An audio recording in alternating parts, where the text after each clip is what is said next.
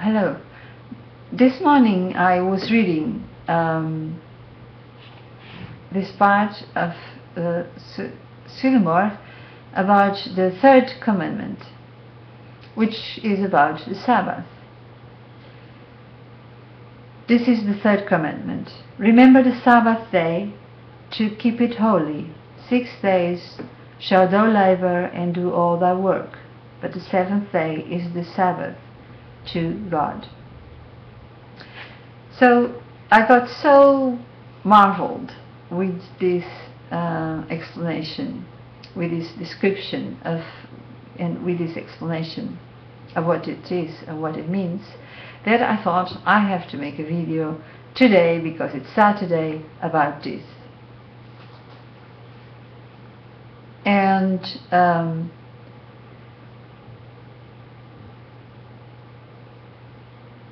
because I have no preparation, I can not make a very exciting video, except for the excitement and the beauty which is the very text of Swedenborg. So again I will read his explanation. And there is a very important point in this, and that is that Swedenborg is going to explain it on the celestial level, spiritual level, and natural level. And this is an enormous subject. He explains everything like that. And I will, which I don't want to go too much into right now.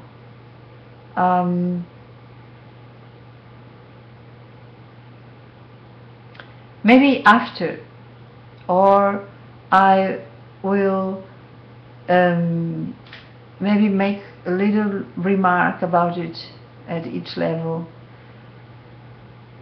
The thing is that this subject is so wonderful and so big that you know, I have a lot to do about it, and I don't really want to spoil it. But maybe later I can explain about it. So now I would like to read to you what Swedenborg says about the third commandment, explained on the natural level.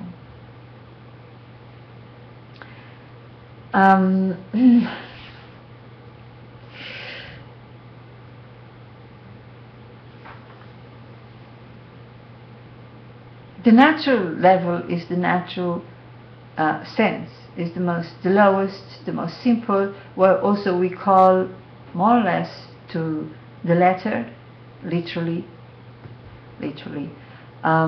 more or less, is basically how people read the Bible. Most people, how they are reading the Bible or the Old Testament, which is very related to this subject.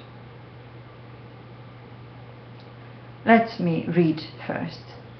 In a natural sense, which is that of the letter, this commandment signifies that 6 days are for man and his labors, and 7th for the Lord and for man's rest in dependence on him. For the word Sabbath in the original tongue signifies rest. The Sabbath among the children of Israel was the sanctity of sanctities, because it represented the Lord.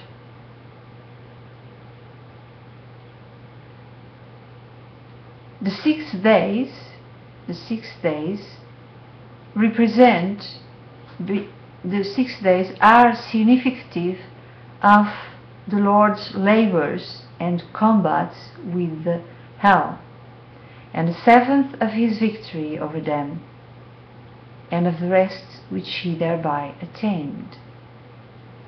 So these 7 days signify the process that Jesus went through in his mission on earth, and that process is also a process that applies to us. That's why we That's why we have this commandment, so that we work on the same process which Jesus worked at.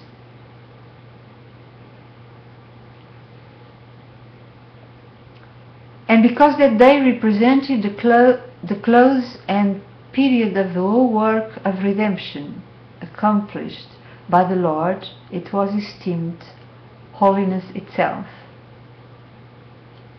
But when the Lord came into the world, and in consequence made all representations of himself to cease, the day was then made a day for instruction in divine subjects, and thus also a day of rest from labours and of meditation on matters that concern salvation and eternal life, and also a day for the exercise of love towards our neighbour. That it was made a day for... Okay, so this is the most important. Afterwards he's going to explain, to give some examples related to the New Testament.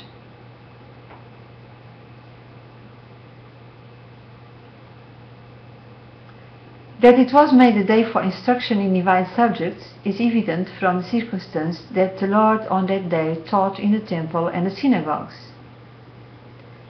and that he said to the man who was healed, "Take up thy bed and walk." You know the story when Jesus was healing people on Saturday, by which he was attacked.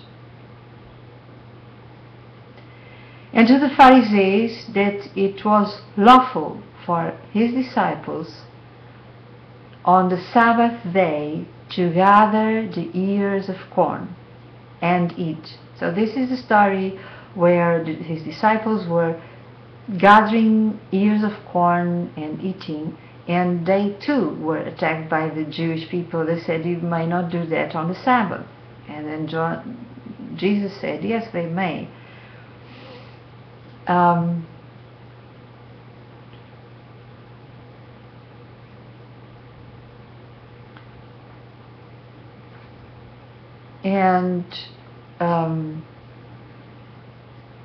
Jesus here is true, is Jesus, and here is explained the spiritual sense of what it means to gather the ears of corn and eat. Its spiritual sense is that it means to be instructed in doctrinals. So it means to, to receive teachings and absorb them. That's what it means to gather the ears of corn and eat.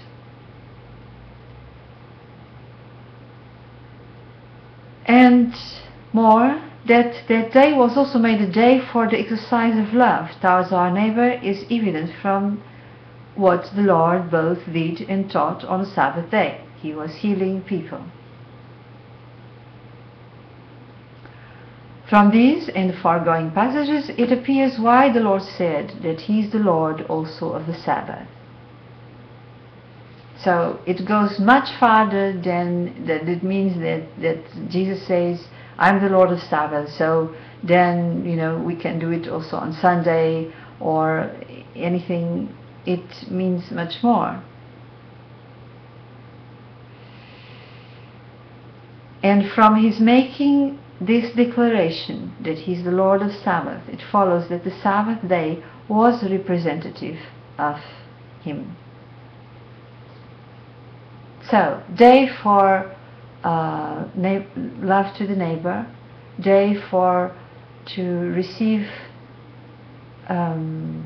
spiritual teachings and doctrines, to study doctrine, day to meditate, day to dedicate to spiritual divine matters.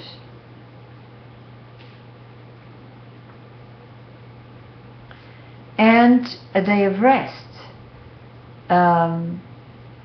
So a day of rest. So, but much more than just physical rest. So a day, if we are fighting with ourselves, if we started the work of regeneration and we cross difficult times, with ourselves and with evil things which come to us and all that, and the Sabbath is needed to rest from that too. And when we do it properly, God will help that rest comes. So imagine, for instance, people who are depressed, people who are suffering very much, and that they would have a gathering with a lot of people, as you can consider that it happens when people go to church on Sunday. But if we do it very different, in which there is more happening, more, and this will help not only yourselves, but will also help others, because God will make possible a rest of all those evils, of all that suffering. So it's actually a day not only of meditation to dedicate to God, but it's also a day dedicated to happiness, where you can refuel, where you can, if people have trouble, can be helped, can be given food, spiritual food for hungry birds, especially on Saturdays. Okay?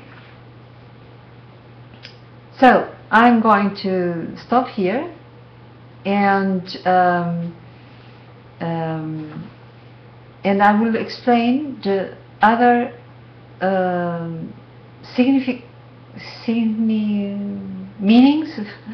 meanings of the third commandment in the next video, which I will make just now, or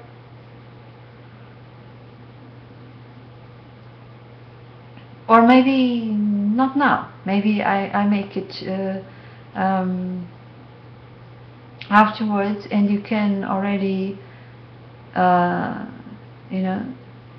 digest this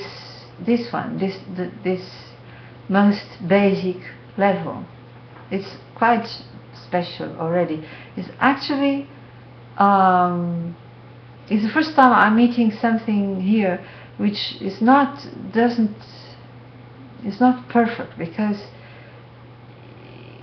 it's not, but this is very complex and subtle. But like you see, he's explaining something already very special about that Jesus came to cross a certain process. He fought. He had all the temptations. He was, as Swedenborg explains, or let me say better, as it is explained through Swedenborg, that Jesus was combating hell.